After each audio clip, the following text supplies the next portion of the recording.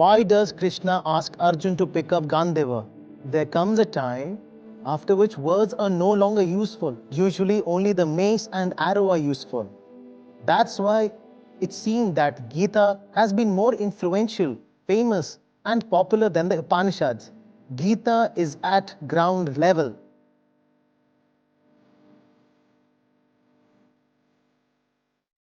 Greetings, Acharya ji. My name is Paritosh Tripathi and I am from Banaras. I am also from Banaras. Yes, Maharishi Vedvyas ji has written Skand Puran, which has 7 sections. The 4th section in it is Kashi section. And I have seen that all the Shivlings in Kashi have been described in very great detail. So one question was that, is the importance of these Shivlings, what is the purpose of worshipping them? And secondly, whether this pilgrimage has any special significance or it is just considered a place of visit. So I want to ask, what is your view on this, Acharya ji? that's a good question. I want this question to be asked by all those people who have deep interest, curiosity, etc. in Shivlinga controversy, especially those people who have very strong ideas and opinions, extreme opinions. First of all, they should ask whether they even know what Shivling means. What does it mean? And if they don't know what Shivling means, then what do they believe in? What are they making noise about? And they don't even know what Shivling means. What is Shivling? I've discussed this in detail many times before. There are so many books out there. There must be one chapter in those books. There was a discussion for about 1 hour about what exactly is the meaning of Shivling. Its video will also be available. It is available.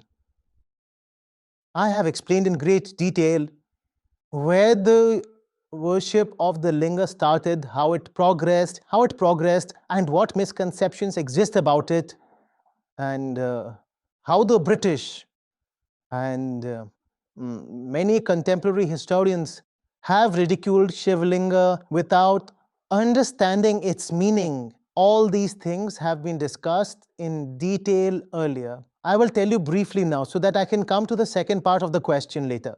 Linga means symbol, first of all. What does linga mean? Linga is not a part of the body. No part of the body is called linga. A man's genitals are called linga only because looking at it, it becomes clear, it becomes evident what kind of creature it is. It is a male. So that is a symbol, right? A child is born. The nurse immediately tells whether it is a boy or it is a girl. She looks at the genitals and tells, right? So the genitals, it's a symbol. It is a sign, isn't it? Similarly, Shivling is a symbol of something.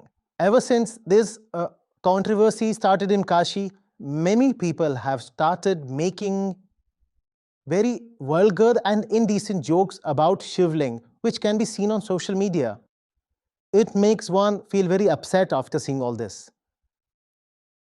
especially when educated people say such things. It feels bad, it hurts. They say that Shivling is a male organ and the base on which it is installed is a female organ. And if there is a pillar or something else, they start saying that this is also Shivling, this is also Shivling. This is a very stupid joke. In Sankhya Yoga, there is the theory of Purush and Prakriti, isn't it? Purush means consciousness. You find the same principles in Vedanta also. One more thing is added to this in Vedanta, which provides the perfection of soul to the philosophy of Sankhya Yoga. There is no soul in Sankhya. What is there in Sankhya? Purush and Prakriti. Purush in Sankhya, Purush is infinite. Just like the mind is infinite, isn't it? Everyone's mind is different. Likewise, every person is different. So understand man like this, that mind itself is a man, that which is insecure towards nature, it is vulnerable, that can be corrupted by nature, can be influenced, is called a man. So there is a man and there is nature. Man desires to reach a place where he can remain completely unaffected by nature and can be just a spectator of nature. Because when man is influenced by nature and nature is represented by the symbol of woman, when this man gets influenced by nature, then both man and nature get mutilated. Okay? So it is good for man as well, it is good for nature as well, that man remains just a spectator of nature and not get involved, remain a witness. Then what should we call the person in Vedanta when only one witness remains? Then what should we say about that person who is just a witness? What do we call him? Soul. What if I'm unable to be a witness? Mind or man? You don't understand. What is a man? Mind. And what is the nature of mind? And what is the nature of mind? To get attached to nature. Just like we see in the world that it is the nature of a man to get attached to a woman, right? From lipat, the term has derived lipatana.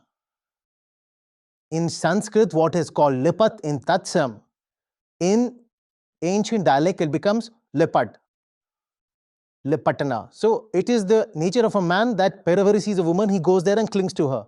So in the same way, on the subtle plane, on the mental plane, the man, the mind, its nature is to go into nature. The nature does not only mean woman. Nature means the entire existence, everything. He gets attached to it. Someone is attached to the car, someone is attached to money, some people have an attachment to some other thing of their choice. There's a tendency to stick to one another, isn't there? Physically, just like a man has a tendency to go near a woman and hug her. Similarly, at the subtle level, the mind has a tendency to get involved in all the things of the world. Okay? Now, this is a big problem of human existence. What to do? Because when you cling to them, all you get is sadness. Now comes the deeper symbolism of Shivlinga. It says, look, if you have taken birth, then you are there in the body. But even while living in the body, you have to live as if you are without a body. So the shape of the yoni that you see there in the Shivlinga is actually the world or the body. And this lingam that you see in the middle of it is the consciousness which is located in the body. What is the linga? Consciousness. What is the yoni? The body. So that which is the complete symbol, who is it? That is us, my friends. That Shivlinga is us. And then what is that Shivlinga teaching us? You have to live the same, but live as if you are free from it. You have to live in the body, but live in the body as if you are not the body. Always remember your soul form. And we forget that again and again. That is why in every village, in every street, Shivling was established so that we remembered again and again how to live life. This is the meaning of Shivling. Do you understand? What is Ling? A symbol of consciousness. Such a consciousness which is present in the world and in the body, because consciousness resides in the body only. When the body is burnt, does the consciousness remain? So that consciousness remains present in the body, but still it is free from the body. And that ideal in India is called as Videha Mukta. And more precisely, freedom from life. He is in the body, free from the body. Living but free from life. Free from life means what we call an ordinary life. The struggle, the pain, the fight, small joy, small sorrows. It's free from all these. To ensure that we remember that ideal, it is symbolized by the Shivalinga. Are you understanding? So the meaning of Shivalinga is that even while living amidst worldly things, one should not give much importance to them. The real resident of Banaras is the one who remains free from the world and who has nothing to do with worldly matters. He lives on the earth, but if you look into his eyes, you can see the sky. He is the real resident of Kashi. One who is still too much concerned with worldly affairs and worldly troubles and quarrels cannot be a resident of Kashi at all. Are you getting the point? Now, when you see Shivalinga, will you remember anything? What will you remember? Consciousness. You have to live in the world, but you also have to remain free from the world. This is what people say. We have to cross the river, but we must not get wet. Cross it like this. You have to cross it. Oh, boatman, take me to the other side. Haven't you heard it? Oh, boatman, my beloved is on the other side. The beloved is on the other side. What does the beloved mean? Who are we? Mind. Beloved means soul. Even in devotion, all the songs, all the hymns, they're all calls of the mind towards the soul. This morning, I was speaking on All India Radio. Did you hear it? Or you haven't? In that too, I asked him to play a couple of songs. Which ones were they? Those were the songs of the heart, songs that remembered the soul. आँखियों के झरोखे से तुझे देखा जो सावरे, तुम दूर नजर आए, बहुत दूर नजर आए. If you look with the eyes, it's too far, because as the Upanishads say, eyes cannot reach it. Are you getting it? So we have to help him cross the river, but we must not get wet. We must not drown in the river. We have to live in this world, but we must not become worldly. This is the teaching contained in Shivalinga. Are you able to understand? There will be no benefit in offering milk on it. This is madness. We have to learn from this. You will have to learn from it. Are you learning or not? And Shivling is a very powerful symbol. It will teach you life. It will teach you how to live. Did you learn anything or not? Or are you just fighting in the name of Shivling? The temple was built for this very reason. All symbols have meaning. But if you forget the meaning, then all symbols are nonsense. Temples are very beautiful symbols. This lotus leaf that you see imprinted on the walls of temples. What a wonderful symbol.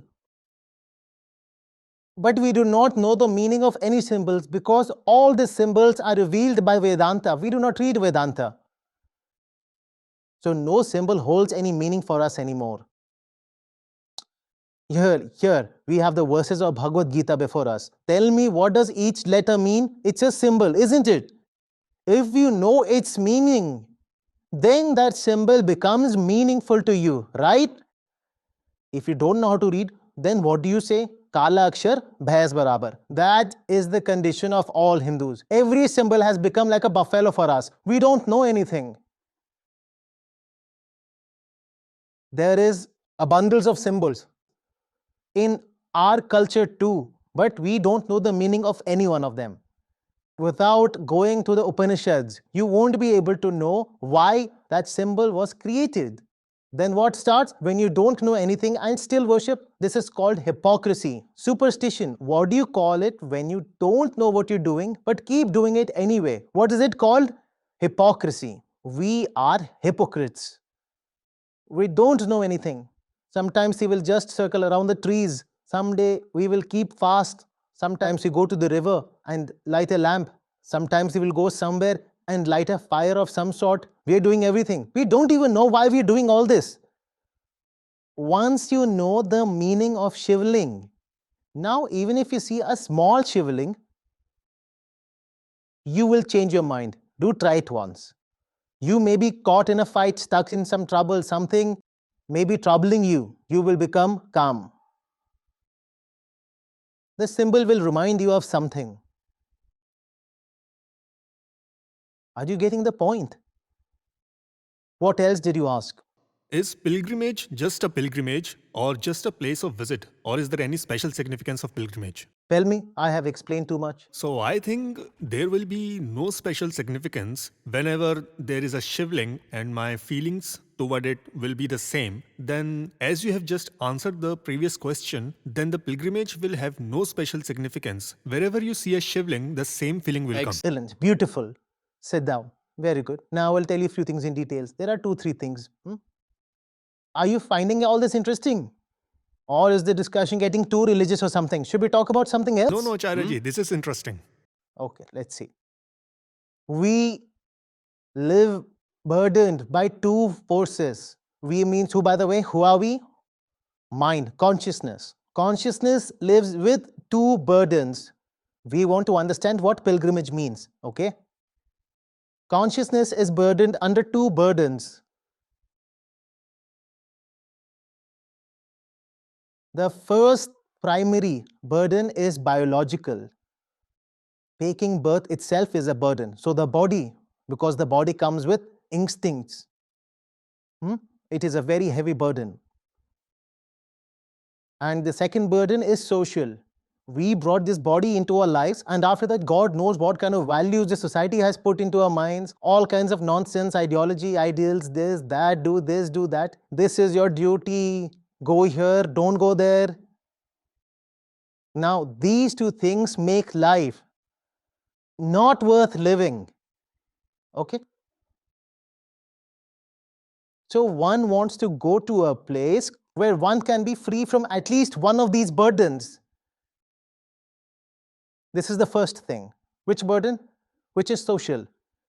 Therefore, you will find that most of the pilgrimages take place in picturesque places. Picturesque place means where living is a joy. Away from the city. Away from the city means away from whom? Away from social influences. The burden has reduced. Wherever your burden reduces, understand that the pilgrimage place is being established. At the place where your burden starts reducing, understand that a pilgrimage place is being established. That is why pilgrimage sites were established on the heights of the Himalayas, or sometimes in the middle of dense forests, or on the seashores. Spiritual sites were established.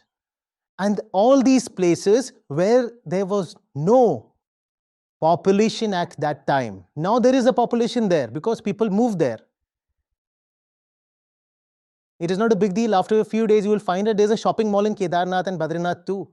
Now we have built such a wide road. Now so many people will go there. A hotel will also be built. When the hotel is built, people will do some shopping too. They will stay in the hotel for a long time. So they will buy too. First small shops will come, then big shops will come, then the goods will also come. So all this happens later. But what happens there first? Deserting. Deserting. And when you sit in a deserted place, you become a little free. You become a little free. Whichever city you live in, maybe you also do this. When you get troubled, many people do this. They leave the city for some distance. If nothing else, just sit on the bank of a canal. One can walk a little distance away. The fields and barns are good places to sit. Do you even do it or not? Some people might be doing it. Some people might not even have land. Where will they go? You do this much. When you feel upset, you go to the roof of your house. Where will you go? You are sitting alone on the roof. What are you doing? Are you trying to give your mind some peace and freedom? You are trying to give your mind some sky. What does the sky mean? Enormous. So this is the first thing about the pilgrimage. That there you remain a little free from the society. Now understand another thing. A story has been associated with every pilgrimage. And since childhood, you have been fed that story, so much so that you almost consider that story to be real. So when you visit that place, that story comes alive for you. It's just a story. There is a difference between a story and a tale. A story always has some higher purpose. Only then it is called a story. Otherwise, it is just a story.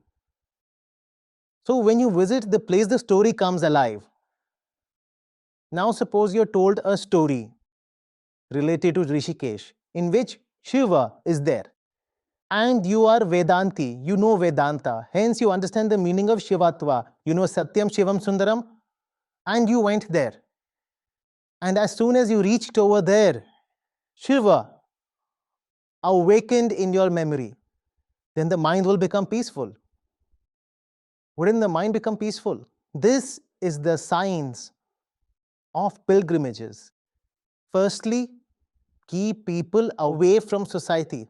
Secondly, create a story related to that place that makes the person feel distanced from his own body as well. Body means basic impulses, emotions, love, hate, all these things arise from the body, right? Right? Make something where the person can be free. The sages were great lovers, and they were also very realistic person. They knew very well that every child born will be born to suffer a lot. So out of love, they made such arrangements that the people who come in future will not have to suffer so much. And there are only two types of sufferings: birth related suffering and social suffering. To save people from social suffering, they built pilgrimages in beautiful natural places far away. And to save people from physical suffering, they associated such stories with pilgrimages, which were sometimes related to Ram, sometimes to Shiva, sometimes to Krishna. And they used to believe that you know Ramatva, so you have studied Yoga Vashishta. That you know Krishnatva, have you studied the Gita? And you know Shivatva. Believe me, they were assuming that you are sitting with the Avadhut Gita. And whether it is the Bhagavad Gita or the Avadhut Gita, what do both say about the body? You're not the body. Who are you? One whom fire cannot burn, water cannot wet, wind cannot dry. That is you. So, remembering Krishna means remembering your own soul. So, establish a pilgrimage place by adding Krishna's name at some good place. And what is the meaning of adding Krishna's name? Add Gita. And what does adding Gita mean? Something sacred with the place. You are the one whom fire will never be able to burn. You are not the body. This is the science of pilgrimages. Now, if you go to any pilgrimage place and find that an entire city has settled there, then how is it a place of pilgrims? You had come to get away from society, but there is too much society here. If you go on a pilgrimage and find that body consciousness is setting in within you, then how is it a pilgrim place? Pilgrimage is meant to give you some relief from both the body and mind. And if going on a pilgrimage makes you even more of a body, then it is not a pilgrimage, my friend. After going to the pilgrimage, the sadness of my mind increased further. The wheels of my mind started spinning faster. So how is it a pilgrim place now? This is the injustice we have done to our pilgrimage sites. We did not allow them to remain a pilgrimage site.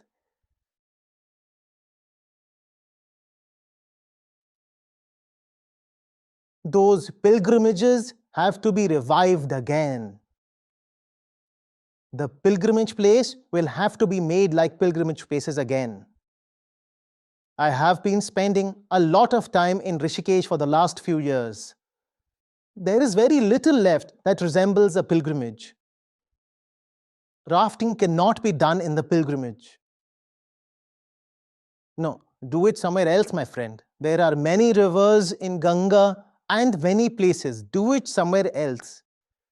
A pilgrimage center cannot be established by making noise like this and singing absurd film songs.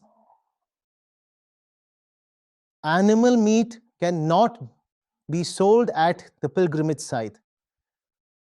You go there and ask for mutton tikka in any restaurant in Rishikesh and you get it, then how is it a pilgrimage place? Boys and girls behaving as if they are in Goa. And there is a TikTok-like craze on the beaches there. So we cannot call it a pilgrim place.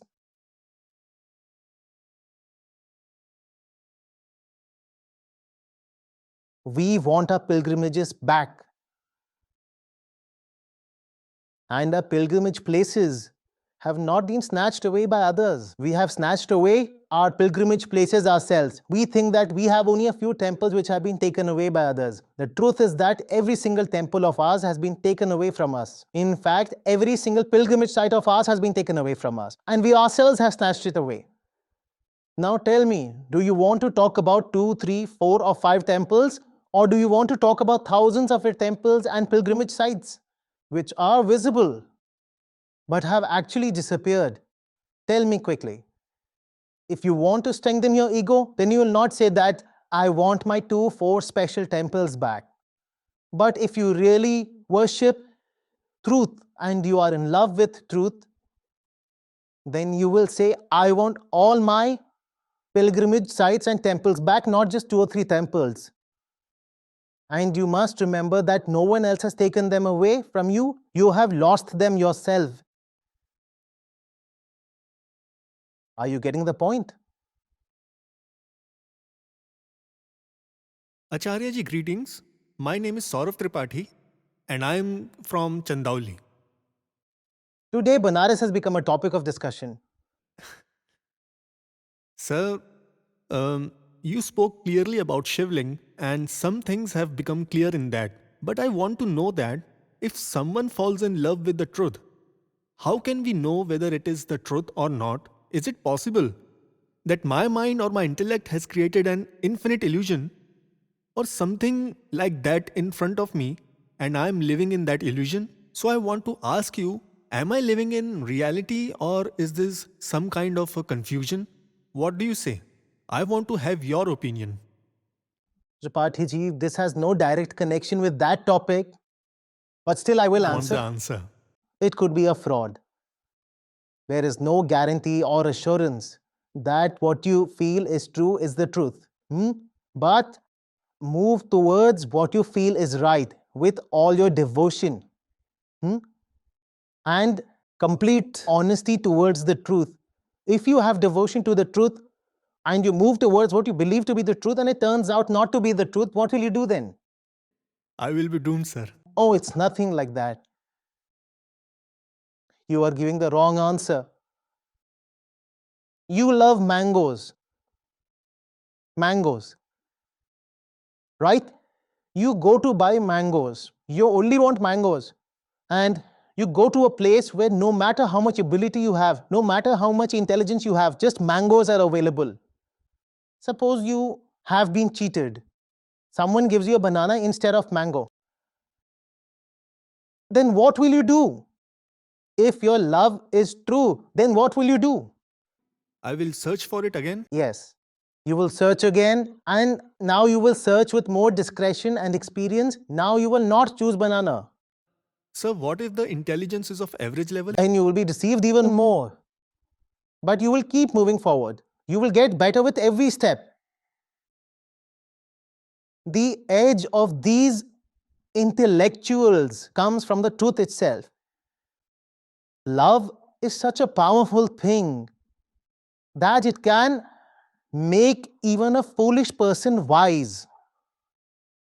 The saints who have talked so much about miracles, they are miracles themselves. The dumb discover speech, deaf discovers sound, and the foolish becomes wise. This does not mean that some special operation will happen and the eyes will open. This is a symbol. Understand the meaning. Everything happens. All this work happens with love. Happens with love. Happens with love. Sit down. Greetings, Acharya ji. As you just told that almost all of our people have gradually left Rajasthan, so one thing is coming to my mind that the issue of gaining knowledge is going on, so we have to start from somewhere. Or the issue of mosque, is it right or is it wrong for people to fight like this? There was so much discussion on Shivling. If I had to speak on it, I would have spoken, right? Do you want me to stay alive or not? Just understand that what is going on with that issue is that if I say anything on that issue, they will kill me. Someone has to take efforts, right? You only do it, someone give him the gun. A hint is enough for the wise. Whatever they wanted to understand from what I explained, everyone understood it. But now I will not make noise by stooping to the level of the wise people who appear in TV debates. Or do you want me to talk in their tone and then talk at their level? What I told you, isn't it enough? Don't you understand what this whole matter is about? I will speak. I will speak openly. You strengthen your hands. After that, I will speak. It doesn't happen just like that, that an organization makes appeals again and again. Make the organization strong if you want to hear the truth. Otherwise, the forces that you face are everywhere, not just on one side, everywhere. Whether it is this side or that side, those forces have tremendous physical strength. And they are not prepared to face any kind of opposition. Someone will get up from here, and I will be sitting like this. What do you call a sitting duck? He will shoot me straight here. We won't even know who that was. He will be proved in the court that he was insane. The court will acquit him too.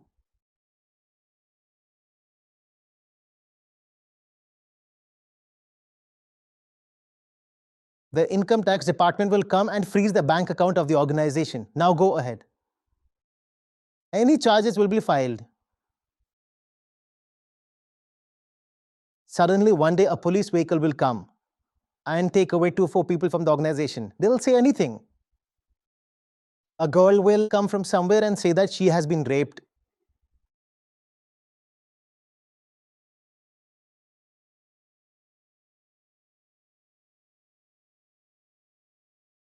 But you won't come to help then.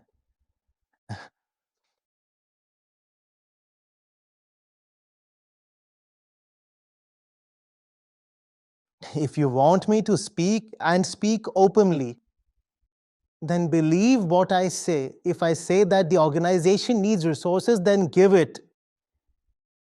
The first threat came in 2015. It came from Islamic fundamentalists. I had conducted some sessions on Quran. They said that they will kill me. I thought this happens more towards Islam. There are more skin cults, more extremism.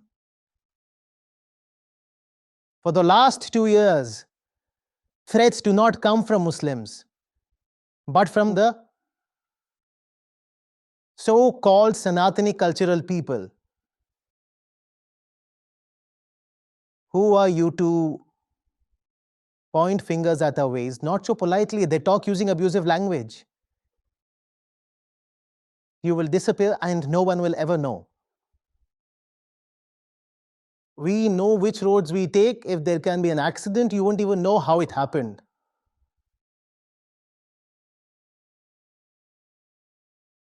Our situation is strange. This is what happened with Islamic extremists and weird Hindu fundamentalists, and then you come to this left wing, the leftists, including liberals. They think I am right wing because I talk about Upanishads and Vedanta. So they think I'm one of the Hindu Babas. So they obstruct our work as much as they are able to.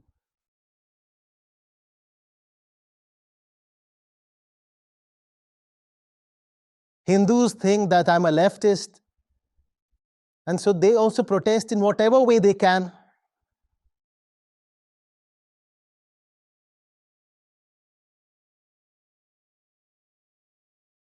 Now, one more new thing has been added to this. Because I'm also telling the Dalits that Sanatan Dharma actually does not accept any kind of caste system. Hence, Dalit leaders have also started having problems with me. They said that I am pulling Dalits away from Sanatan Dharma. I am telling them to become Buddhists or become something else, break away from the Sanatan stream. And you are bringing the Dalits back into the Sanatan stream. So they also have a problem with me. There is no class that is happy with me. Muslims were already angry. Hindus are also angry. Dalits are also angry.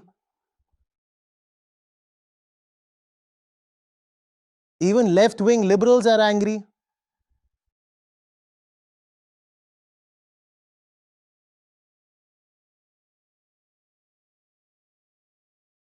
There are many people who oppose, but very few people are seen supporting.